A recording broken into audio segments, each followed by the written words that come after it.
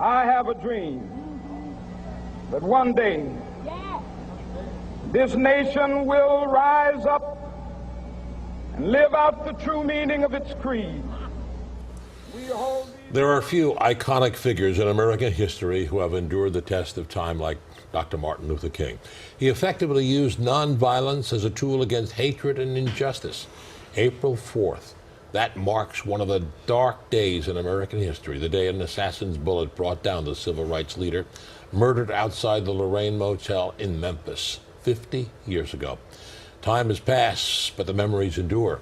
Half a century later, how do we view Dr. King's legacy, and what is the state of race relations in America?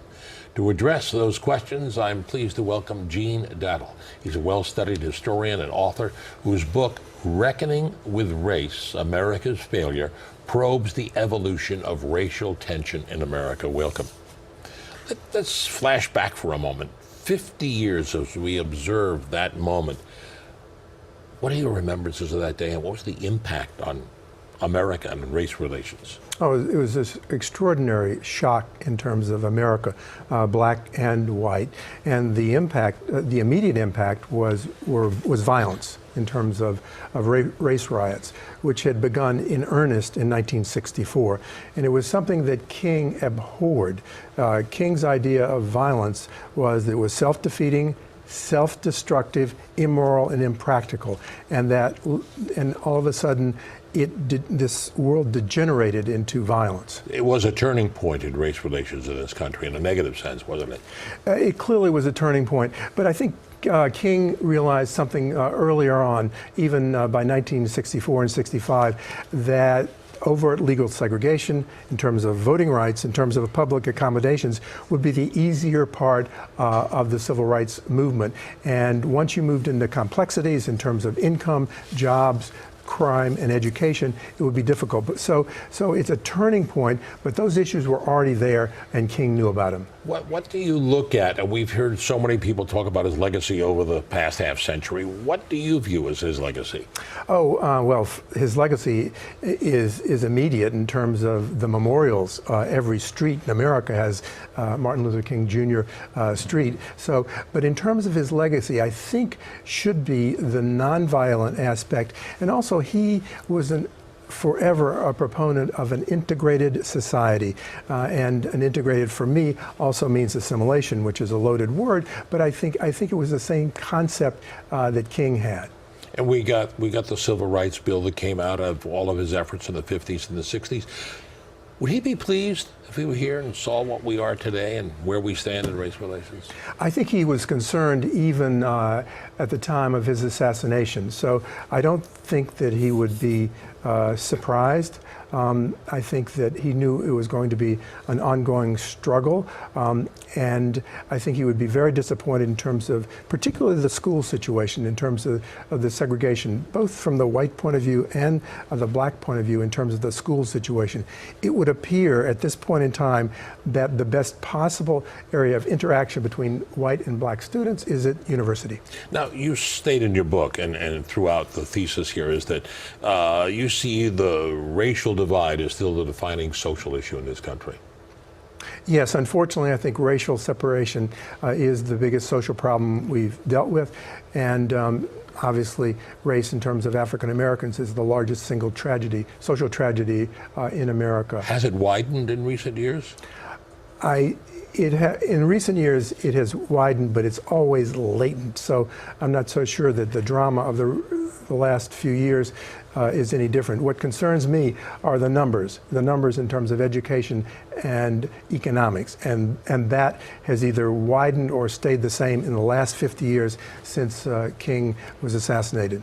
I want to bring up something. It's a question you raised in the book, and it's the question I want to ask you right now.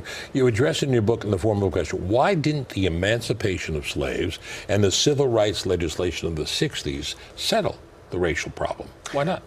Two of the major pivotal racial events of our time. I was very concerned more with the transition between slavery and freedom because I thought it would always happen than the book deals with in terms of slavery itself. And there, I think American history needs to be reinterpreted because initially I thought that emancipation was a missed opportunity. Now I think it was a failure and designated so because of the attitudes of white Northerners towards black people. White Northerners could be anti-slavery, but they also could be anti-black. And you get this in terms of exclusion of blacks. In 1857, the Oregon Constitution had a black exclusion law. So there was no way that white Northerners were going to shed white Southern blood during Reconstruction for black rights. The implication of that was that 100 years after Reconstruction, racial mores hardened in this country. In the North, you get race riots and ghettos. In the South, you get overt legal segregation and violence. Now, you observed this firsthand. You grew up in the Mississippi Delta, and you experienced the racial divide, particularly in the South.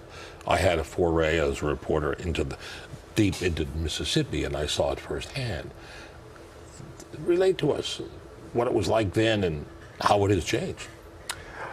In terms of the Delta is a rural area, so you had lots of contact with black people constantly. In my father's store, the black people were the customers, so this was not unusual for me. When I went to Yale in 1962, there were only 5 African Americans in my class. What has changed in terms of this? The schools in the North and in the South are still primarily segregated. And the thing that concerns me the most, because I have a financial background in addition to being a historian, is the economics. And that hasn't changed yet in the South or in the North. And the poverty levels and ratios are the same, and the income levels and asset levels are the same.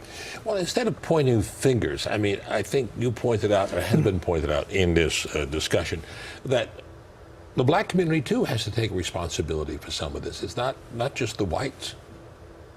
Yes, and that was something that Barack Obama, the then candidate Obama, said in 2008, and he was chastised by Jesse Jackson, and a month after that, in July of 2008, he reiterated responsibility of the black community, the building blocks: community, family, and church.